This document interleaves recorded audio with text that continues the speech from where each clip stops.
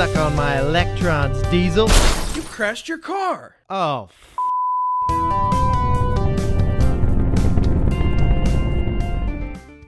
Getting a nick or scratch in your car's paint is any car owner's worst nightmare. And when you get a Tesla Model 3 and you don't get paint protection, you're inevitably going to see a nick or scratch in the paint. So what do you do about it? Well, there are third-party options out there for paint repair, but luckily Tesla also makes their own paint repair kit now. And in this color specifically, the Midnight Silver Metallic, this color has been elusive in the Tesla community to get a paint repair kit from Tesla. There were rumors that they were having issues with the shelf life of the paint, etc. So it's been a color that's been hard to get from Tesla directly, but now they do sell it in a paint repair kit, and that's what we're going to be trying out today to see if we can get this scratch out of the Model 3.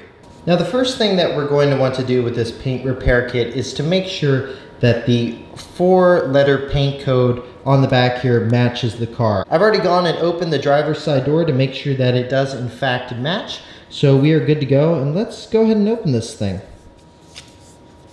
Nice packaging here, it just slips out. All right, and this is the Tesla paint repair kit. So we get repair kit instructions. There's also a video from Tesla that they put out on how to repair the paint, but if you're watching this, you may still want to watch that, but we're gonna be kind of detailed here to go through each step of how to actually do this. So nice that they give you instructions. You get a microfiber cloth here. You're going to use this to wipe off the scratch and clean it at the start, and then you also use this again at the end of the process. Next, we get the paint itself. Oh, it just flips out here. Oh, that's kind of nice. You get the paint itself, you get the blending solution, and then you get a rubber squeegee. So the other stuff you need, they actually give you black gloves, which is really nice. And then this is the cloth here that you will use with the blending solution. So let's keep that handy. We've got the paint, microfiber cloth, and then lastly the blending solution. All right, and we are ready to go. All right, the next thing we're going to do is make sure that our paint and blending solutions, make sure that they are shaken up properly. So here's the paint solution here, just gonna make sure. All right, next we've got the blending solution.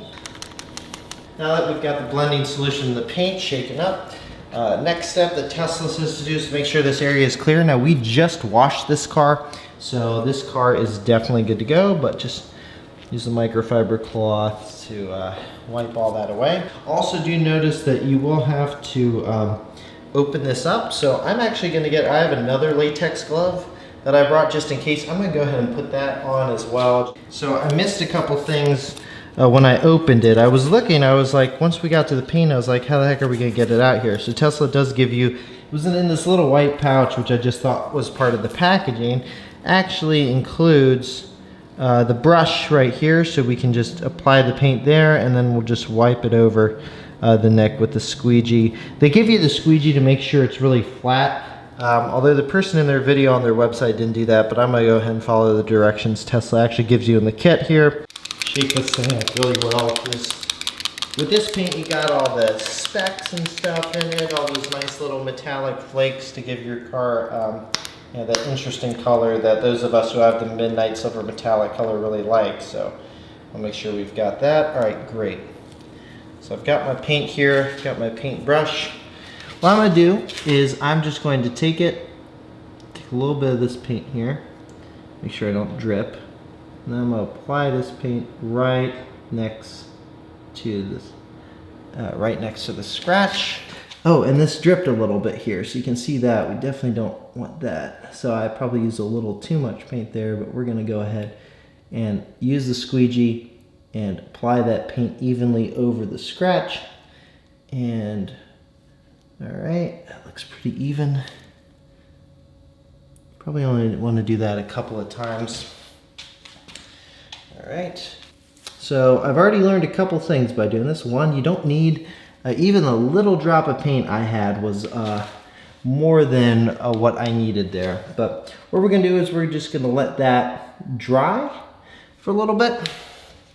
And then we'll use the blending solution, just go over, get rid of any excess paint. All right, so now it doesn't exactly say how to do the blending solution. I'm just guessing you put a little bit on your cloth here and then kind of wipe around. So this is probably not the most elegant way to do this, but again, using gloves, so we should be okay. Let me put the blending solution. Basically what Tesla says is just make sure that the cloth stays damp in the area that you're blending. So this is definitely damp. We're just gonna rub that over and should make that paint go away, I hope, because I put it on way too much of an area here. And again, I'm not doing a lot of pressure here. Oh good, okay, yeah. I'm not using hardly any pressure at all. And it is getting the excess paint away from the areas of the car that did not need extra paint, which is great. Now again, if you start feeling that this cloth is getting a little bit dry, go back, get your blending solution, put a little bit more on there. From what the directions in Tesla on their video said, you want to make sure that this is just keep it damp. All right. And again, we're not scrubbing, you're just lightly moving it over, and what they said is you're letting the chemicals do their work. You don't want to get up the part of the paint that you're actually down in the chip, so which I don't think I've done, which is good. All right, next step that we want to do, that Tesla says after we do the solution, is to just wipe it off with microfiber. So, and polish and kind of wipe all that. So, first impression here, I can't quite tell on the camera how it looks.